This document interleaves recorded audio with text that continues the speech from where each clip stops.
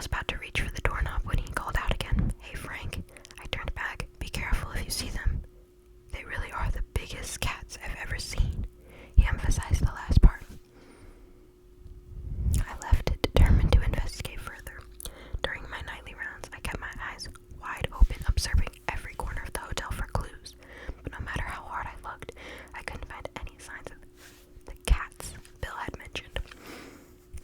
However, as the calendar progressed, the scratches continued to appear deeper and more numerous each time, and the more I tried to ignore them, the more they seemed to appear to me. It was like trying not to think of a pink elephant.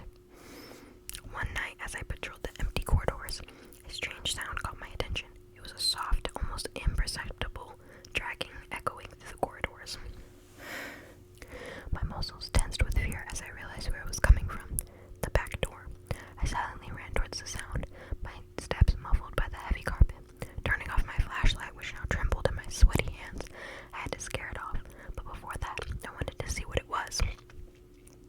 As I approached the back door, my heart pounded uncontrollably, a mixture of curiosity and sheer terror running through my veins.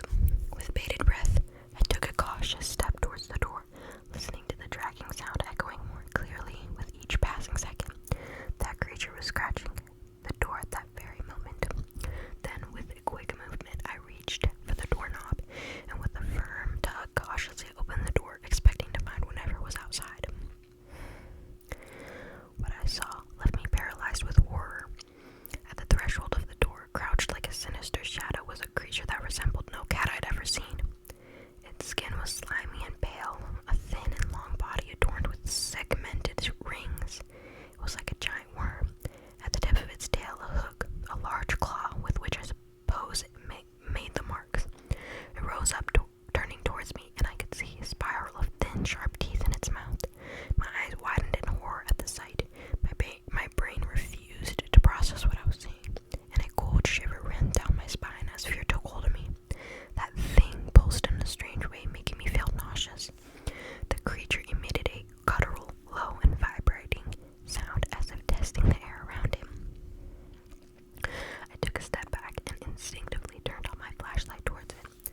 As soon as the light hit it, a horrible, shrill groan was released into the air, and the creature threw itself to the ground, writhing and ran, circling the hotel and heading towards the entrance. Trembling, I hesitated for a moment before following the creature. My mind was a mess of panic and confusion, but one thing was clear. I needed to understand what the heck that thing was. I started running after it, imagining what it could do to whoever was at the reception. But when I turned the corner of the building, I bumped straight into Bill, colliding head-on and causing both of us to fall backwards. Bill was lying on the ground, his sunglasses now precariously hanging on one ear, revealing his wide-eyed eyes that now seemed to glow in the moonlight. He was as surprised as I was, but his face quickly twisted into an expression of confusion. "Frank, what the heck is going on?" he asked, his voice trembling with fear. I could barely articulate a response. My mind was spinning with the sight of the horrible creature I'd seen. "Oh no, Bill, I saw what was making the scratches. They're not cats." My words came out in a hoarse whisper, my body trembling with fear and adrenaline. He adjusted his glasses while brushing off his clothes, shaking off a layer of dust. "Oh yeah, and what were they? Raccoons? Rats? I don't remember a rat that ate a fridge here. I remember a rat that ate a fridge here a few years ago. It was gnawing bit by bit, like this door. And Bill, it was a worm or something like that. It was, I don't know, a disgusting long thing, wriggling, had a claw at the end of its body." The words poured out of me like a confused and hurried fountain. Bill looked at me with disdain. "Look, Frank, you're a good employee, never cause trouble, so I'll just give you a heads up. We don't drink on the job here, neither alcohol nor any other substance that might have caused this. Okay?" The incredulity in his voice made my stomach churn. I was telling a disturbing truth, and he simply wasn't taking it serious. "Bill, I'm serious. You need to believe me." My voice came out louder than I intended. He just shook his head, a cynical smile forming on his lips. "Frank, I know the night can be lonely, but you need to keep your head on straight. Worm, claw, watching trashy movies lately." I was speechless.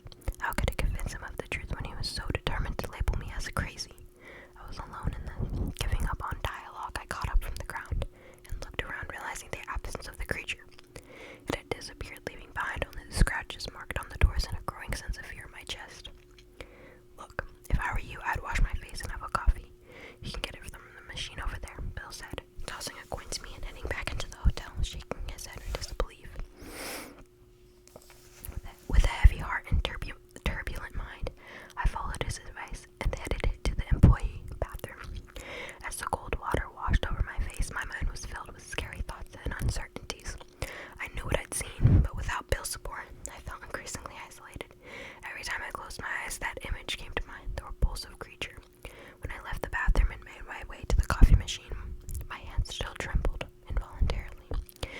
subtle sound seemed to echo like a signal of danger, and I found myself looking over my shoulder with every step I took. Whatever the creature was, I knew I couldn't ignore its presence.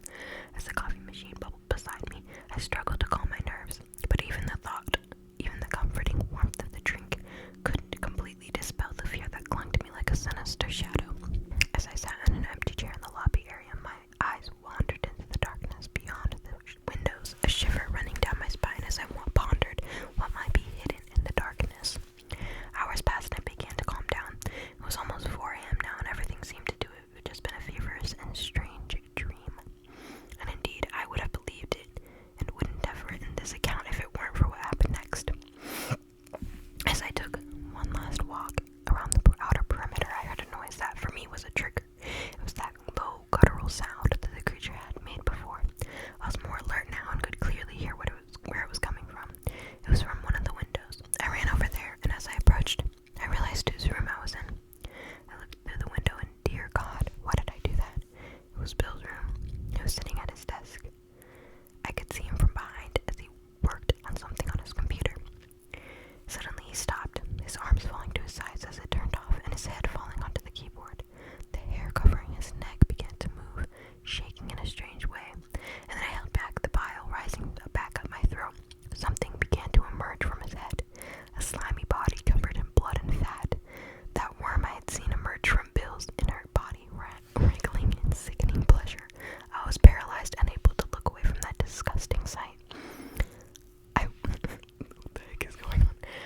I watched helplessly. The creature began to move, falling from its host and crawling across the floor towards the door, leaving a slimy trail on the carpet wherever it went. My body was pounding uncontrollably. My heart was pounding uncontrollably in my chest, my brain screaming at me to flee. But my feet felt glued to the ground. It lifted its tail and began to scratch at the door, as it did on the outside, until its tail reached the doorknob and turned it, allowing its exit. I found myself driven by curiosity and returned to the hotel lobby, determined to find some clue that would help me understand what was happening. As I walked through the empty corridors, a sense of paranoia took hold of me. Every subtle sound made me jump. Every shadow seemed to conceal an imminent threat. I felt like a cornered prey, surrounded by an invisible enemy. That was when I came across a slightly ajar door, a dim light leaking from underneath. Instinctively, I approached, my heart beating faster with anticipation of what I might find on the other side. I cautiously